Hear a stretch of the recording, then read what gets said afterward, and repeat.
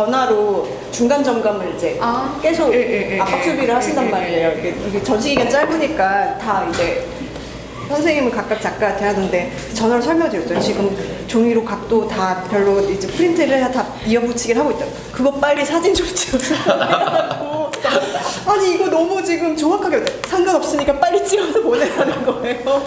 좋잖아요. 이렇게 혼자 이렇게 여기까지 하겠습니다. 네, 아무튼. 그러면 김가람 작가님은 네, 그렇게 받아들이신 걸 알겠는데 그러면 두 분 작가님은 좀 제가 그렇게 푸시푸시한 거에 대해서 네, 좀 힘들었다 하면 힘들었다고 말씀하셔도 돼요. 저는 사진 작가다 보니까 네. 인스타에 올라가는 사진이랑 내가 나중에 액자로 붙일 사진이랑 이거를 어떻게 해야 되나. 그래서 맨 처음에는 제가 이제 고해상도를 찍은 사진을 보내줬어요. 네.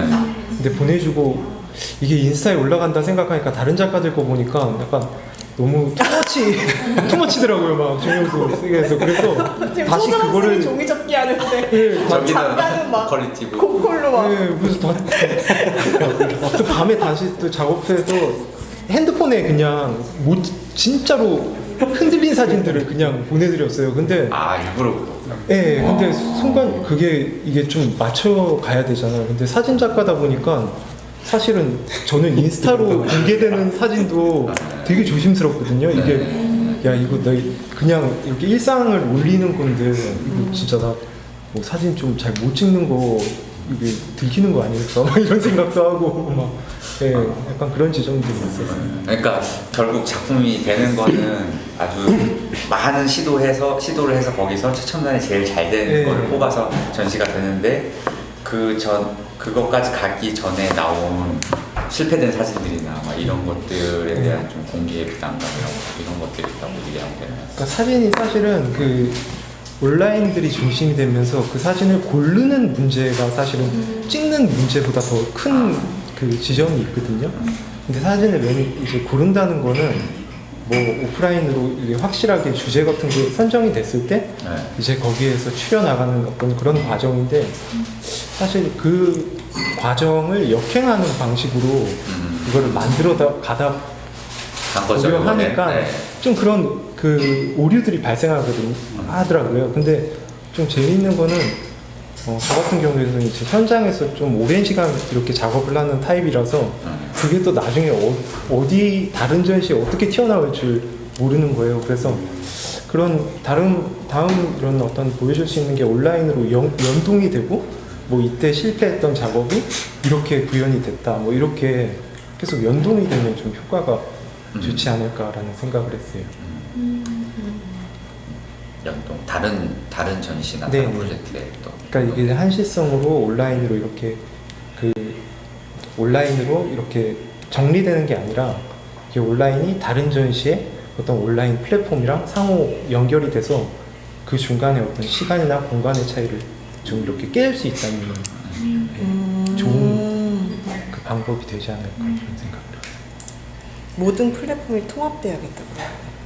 근데 그거 되게 이상적이긴 한 것 같아요. 그거는 엄청난 거의 국가 주도의 그죠. 큰 사업으로 접근해야 아니 돼요. 진짜 그러니까 인스타로 단순화시키면 그거 리포스트가 이렇게 되는 게 이렇게도 겹쳐지고 저렇게도 겹쳐지고 하는 건데 이제 그거 자체가 그러니까 다 여기저기로 엮어가는 카테고리로 갈 때 가능한 거잖아요. 지금은 이렇게 개인 계정이 있고 거기에만 딱 뭐 리포스트가 되거나 이런 식으로 가는데 그렇게 하나만 클릭했을 때 이것도 보고 저것도 보고 이것도 보면 진짜로 완전 멋있긴 하겠네요. 그게 사실은 그 사진 비엔날레가 포토 페스티벌이 그 시작한 그 기초가 되거든요. 그래서 뭐 아시아에 있는 국가 작가를 파일로 받아서 바로 다음 페스티벌에 전시하고 그리고 판매까지 이루어지는 그게 사진이 갖고 있는 어떤 전략이었는데 그런 것들이 이제 온라인에도 좀 유효하지 않을까 생각합니다.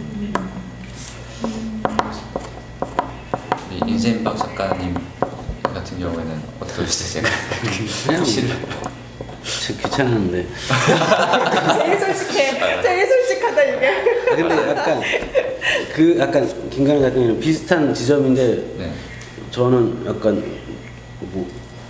그 부담이 많이 됐죠. 근데 어쨌든 그때 막 딴 것도 해야 되고 막 그래갖고 근데 아라리오에서 또 개인전이랑 겹쳐 있으셔가지고 시간을 또 쪼개서 근데 그거는 좀 약간 다르게 보는 거는 원래 처음에 이제 컨셉을 잡았던 영상들이 있어서 그거를 이제 중간에 그냥 막 효과도 거의 안 주고 막 그런 상태에서 제가 그냥 시퀀스 싸다가 그냥 출력해서 일단은 온라인 뭐 이거 보여줘야 된다고 해서 보여줬어요. 일단은 근데 그 작업은 그냥 그러고 끝났어요. 아예 다른 작업으로 나와버렸는데 근데 어쨌든 그런 것들을 그러니까 그게 만약 그런 과정이 없었으면 그 작업은 뭐 나중에 할지 안 할지 모르겠지만 일단 아예 없는 건데 아예 아마 안 했을 수도 있고 안 할 것 같기도 하고 그래갖고 안 할 것 같아. 근데 어쨌든 간에 그 중간에도 제가 뭔가 이렇게 그것들을 그냥 이렇게 대충이라도 편집을 해서 이렇게 정말 이렇게 맛보기식으로 이렇게 보여주는데 그런 것들도 그냥 다른 식으로 생각할 수 있는 그러니까 뭔가 이렇게 과정인데 정제되지 않은 그런 약간 막 되게 이상한 건데 그거를 중간에 하면서 제가 이게 아마 그랬으면 이제 없어지는 작업인데 중간에 어쨌든 그 과정들이 이 작업을 하기 위해서 나온 것처럼 해갖고 그런 과정들을 뭐 보여주는 것도 개인적으로는 그래도 재밌었던 부분들이 사실 좀 있어요. 그래서 왜냐면 여기 지금 2개 작업을 이제 최종적으로 나왔지만 완전 다른 인물로 해서 다른 거를 초반에 시도해서 그걸 데모 영상처럼 이렇게 주시기도 하고 또 뭐 한 번 또 마트에서 그 열화상 카메라를 이용한 막 그런 소스도 막 주시기도 하고 했거든요. 근데 그게 최종 작업의 뭐 첫 A 단계, B 단계 막 초반 단계가 그런 개념이 아니라 그냥 시행착오하고 이 작업이 이 컨셉이 폐기가 되더라도 저는 그 자체는 또 의미가 있다고 생각을 했거든요. 네, 지금 뭐 완전 다른 작업이 나왔다고 해도 그래서 그런 부분에 대한 이야기를 말씀하시는 것 같고 또 그 자체로 좀 의미가 있다고 보셨으면 네, 저는 다행이라고 생각합니다. 의도치 않게 네, 의도치 않게 하기 싫었는데 네, 그래도 좀 귀찮아졌긴 하지만 제가 계속 푸시해가지고 아무튼 그래서 저도 이제 얘기를 들어보니 뭔가 또 작업의 성향에 따라서 또 매체의 특성에 따라서 그리고 작가님들의 또 어떤 성향과 철학에 따라서 그런 것들이 다 다르다라고 생각이 또 들고요. 요번에 이렇게 한번 해봤으니 또 그거를 맞닥뜨린 작가들의 입장에서도 이걸 앞으로 어떻게 나한테 안 맞으면 안 해야겠다 뭐 맞으면 또 이걸 확장시켜야겠다 이런 방법들이 나오지 않나 그런 생각이 좀 듭니다. 그래서 제가 그 얘기한 온라인 A, B의 방식에 대한 이야기가 좀 어느 정도 얘기가 많이 된 것 같아요. 그래서 혹시 그 우리 전시 방식에 대한 이야기를 이제 마무리를 하고 좀 장르에 대한 이야기로 넘어가려고 하는데 네. 그 사이에 한 2~3분만 좀 쉬었다가 하려고 하는데 네. 혹시 앞에서 얘기한 거에서 좀 난 덜 얘기한 게 있다 뭐 더 얘기하고 싶은 게 있다 하시는 분 있으신가요? 한 가지 네. 이제 이 전시를 보면서 드는 것 중에는 코로나 계속 진행 중이잖아요. 그리고 그 네. 진행의 선상에서 작가분들이 하신 작업이 조금 우리한테는 초반부의 어떤 팬데믹에서의 작업들이에요.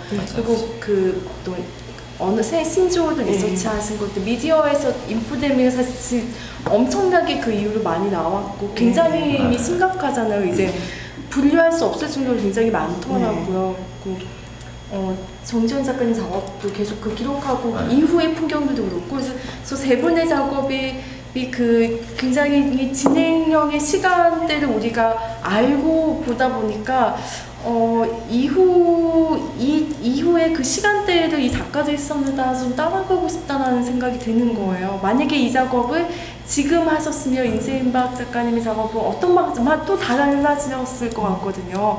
분명히 달라졌을 것 같거든요. 그래서 그런 부분에서 이 작업이 가지고 있는 한시적인 시간대에 대한 조금 이걸 좀 풀어볼 수 있는 기획은 또 어떤 방식이 가능할까라는 지점으로 그런 고민도 좀 하셨을 것 같아요. 네. 1년 후 혹시 또 여나요?